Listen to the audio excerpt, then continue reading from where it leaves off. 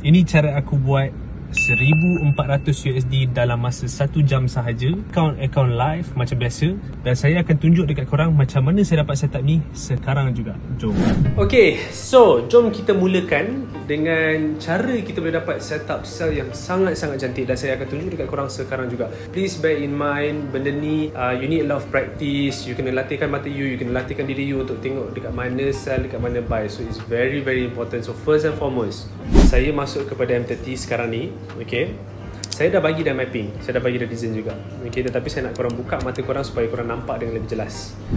So now kita akan, korang tahu saya suka trade menggunakan fresh breakout. Okay, so fresh breakout bentuk dia macam ni dan macam ni.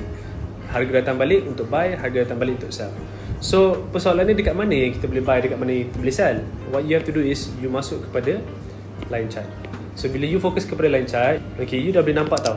You dah boleh nampak dekat tepi ni ada satu fresh breakout yang sangat kecil, tetapi itulah tempat accurate. First, saya akan tandakan. Dan kemudian kalau korang tengok, memang tak sengguh. Alright. Tetapi kalau korang rasa terlampau kecil zone tu, zone ni mungkin 5 pip, korang jadikan 20 pip ataupun 25 pip, depends. Korang boleh besarkan, masuk kepada M15. Sebab M15 pun ada. Okay, cuma M15, cuba korang tengok ni.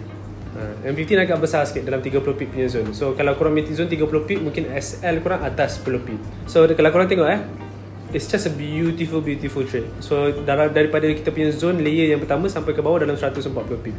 So itu cara saya lebih dapat saya punya setup. Dan saya doakan korang boleh berjaya for the next setup ataupun for this week. Alright, so setup dia memang sangat-sangat mudah. Gunakan fresh breakout. Cari fresh breakout korang, gunakan fresh breakout korang. Alright, so saya doakan yang terbaik sekali lagi untuk korang. Assalamualaikum warahmatullahi wabarakatuh. Salam. Bye.